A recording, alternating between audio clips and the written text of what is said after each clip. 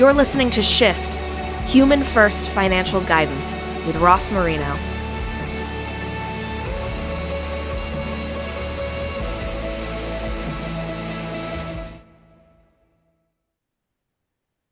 Today, we are shifting the conversation with Andrew Hatherley.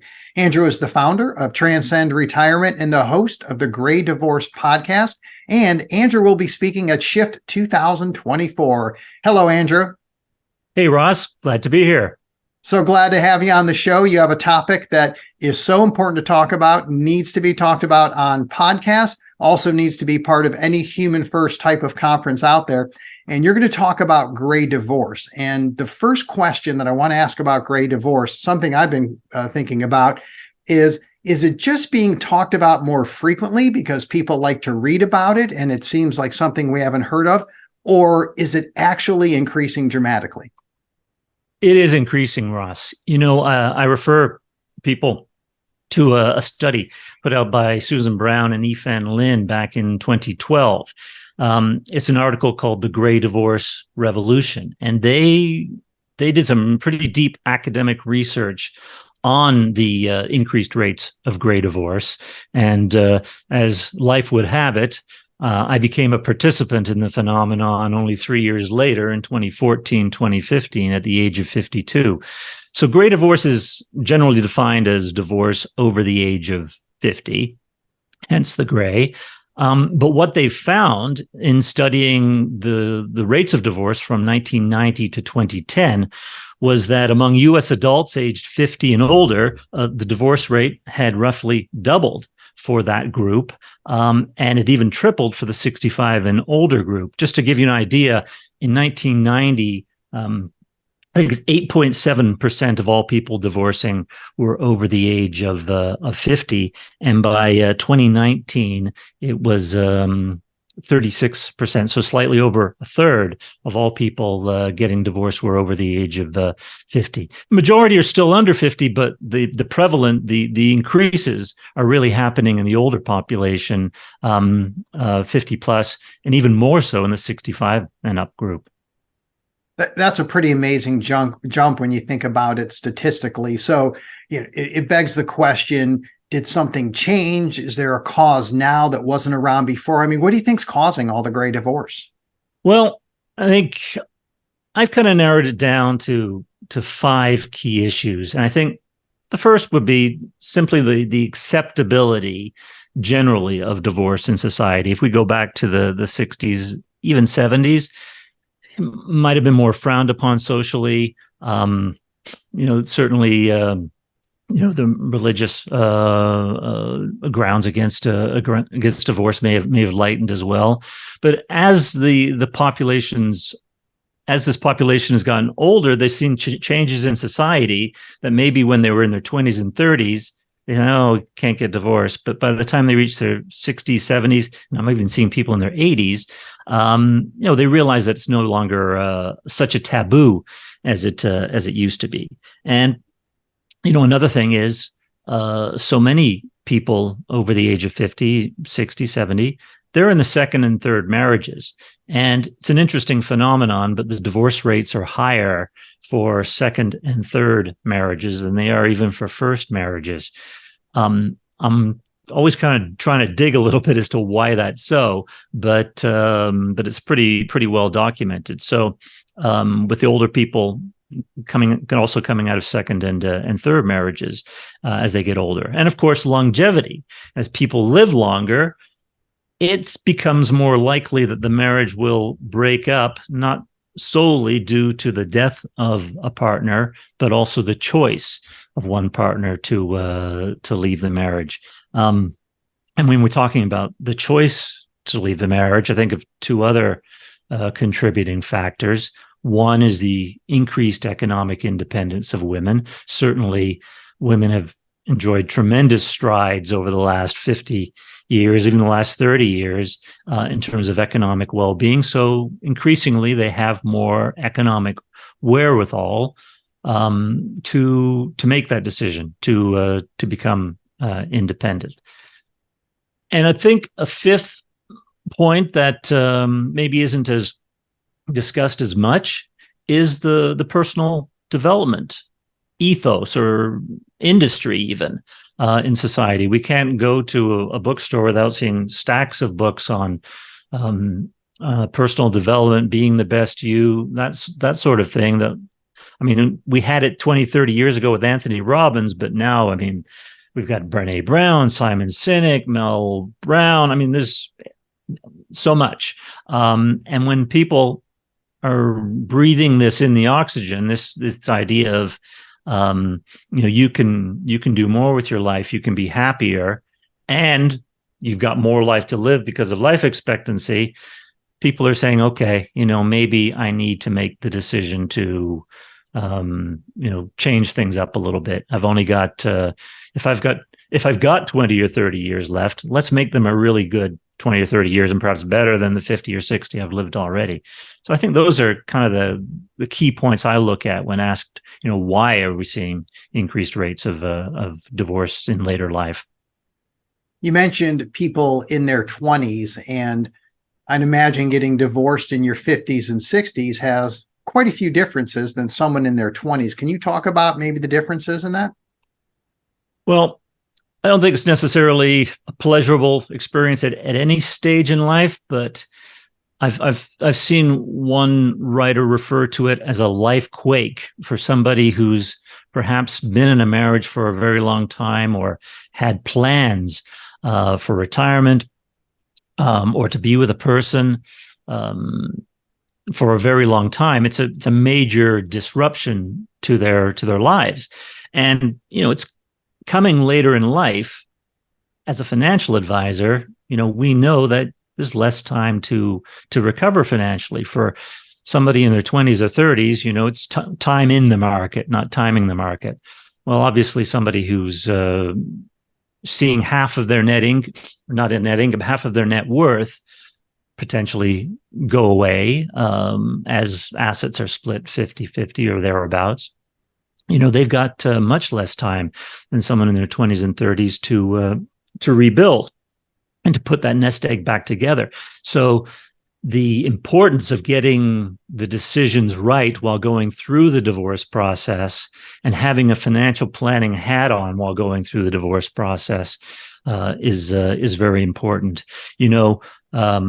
I know when I was going through my divorce, I was hearing all sorts of scary things like, oh, you're going to have to work for the rest of your life now. Well, I had planned to retire at 60. I didn't fancy going to the office at 85. So this can be a very traumatic thing to hear and to go through. But funnily enough, I found that I actually grew from that. And I think older people have a much more ability to grow and change and develop than they think they do. And so when I was going through this and I realized my vision of retirement would change, getting divorced at 52, I began to think, well, how can we change it, but change it for the better? And if I want to continue working past 60 or 65, maybe that's a good thing. And so I started doing a lot of research about retirement. And of course, this is in the minds of people who are divorcing later in life because they're thinking about retirement. And, maybe they're balancing different ways of approaching retirement, doing something different, or what I like to say is emphasizing your strengths and the things that bring you energy. And so what I found was I'm quite happy not retiring at 60. In matter of fact, I just turned 60. I'm doing more at 60 in terms of presentations and getting out and educating people about the finances of gray divorce and financial planning in a much different way than I was 10, 15 years ago. And it's exciting and it brings me energy. And so I've rethought, well, maybe it's not so much retiring from work, but it's making work more a part of my authentic self and doing and emphasizing some of the strengths that I have so that the work I have is more profound, more meaningful, and more potentially inspirational to other people. So it's quite a bit different for older people. We've got those financial issues, and The social issues are very, very important as well. For good and for bad. But typically your social bonds that have been established over decades, as opposed to 5-10 years, are being frayed, and that can be quite a shock to the system. And hopefully we can be open and learn as to how we can deal with that shock. So, yeah, it's quite a bit different. There's differences also in the experience of divorce for men and for women. And I know that's part of your presentation. You'll talk about that at Shift in 2024. And I'm sure on your podcast, you've gone over it many times. How about if you give a kind of just a short contrast of, in general, divorce, how it impacts women and how it impacts men in the gray divorce world? My research has shown, and I recently read a really good book by Joyce Crowley about gray divorce, and she pinpoints it. Women tend to experience more of an economic penalty in divorce than men. Now, having said that, men don't come out of divorce any better than they were beforehand. On the economic front, you're seeing half of your net worth being split, and essentially more expenses because you're now supporting two households. But Brown and Lynn, who those academics from Bowling Green University, they did a study last year about the economic impact of gray divorce, and they showed that typically the woman's standard of living drops by about 45%, and the man's typically drops by about 25%. Now, that's not to say men don't have, as I said, economic consequences as well, but typically it tends to hit women a little harder. What's interesting is, though, on the social front, divorce tends to hit men a little harder. So we have, on one hand, the economic penalty of divorce, and on the other hand, the no less important social penalty of divorce.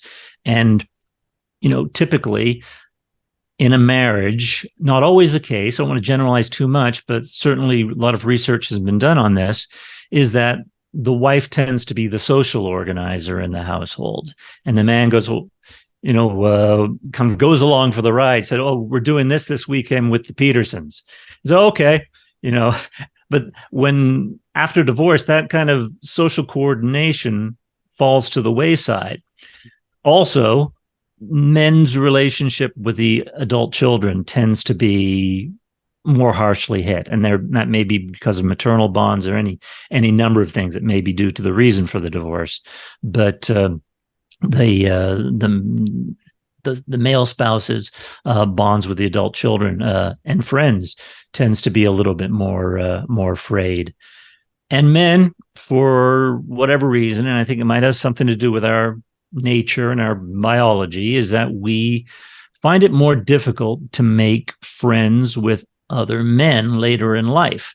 A lot of research has been done about loneliness, and while loneliness certainly affects women, it does appear to be more pronounced among men, who just seem to have more difficulty making male friends. So when I look at the impacts of divorce and some of the things that we try to overcome or work against in a positive way, and I like to incorporate positive psychology in this, is certainly the economic impact, which tends to be more profound for women, and the social impact, which tends to be more profound for men. Final question for you. What does human first financial guidance mean to you? Well, humans are first. I always I like the Harvard study, the Harvard study of adult development, which started way back in the 30s, and I think they came out with some new research for it within the last couple of years. But it showed that the most important things to a healthy, long, contented life was relationships. Money's important, obviously. We need to put food on the table, and we need to have shelter. But once we get past those kind of basic necessities of life, it's people, it's humans first, and it's relationships which make us happy and content in life. And so that's what I think when I think human first, and that's why my financial advisory practice and my divorce practice try to incorporate the human psychological element as much as the financial. Of course, I am a financial planner, financial advisor, but I think money should be the tool to help us find that contented, meaningful, purposeful life. We should use money as a tool and not see money as an end in itself, particularly when it comes to comparisons with others or shows of ostentatious shows of richness. And I notice I distinguish between richness and wealth. I think there's quite a distinction there. So I think ultimately we're not islands with a pile of cash. We are people, and that money should be serving us. Appreciate that answer. I know you're on the agenda, and we look forward to seeing you at Shift 2024. And Andrew, thanks for being on the show today. I really look forward to it. I'm really excited about presenting at Shift 2024. It's my favorite conference. Thank you for listening to Shift with Ross Marino. Please visit humanfirst.live to learn more. This show is for general information purposes only and is not intended to provide recommendations or advice. Speak with a legal, tax, or financial advisor before making any decisions. Past performance references are historical and do not guarantee future results.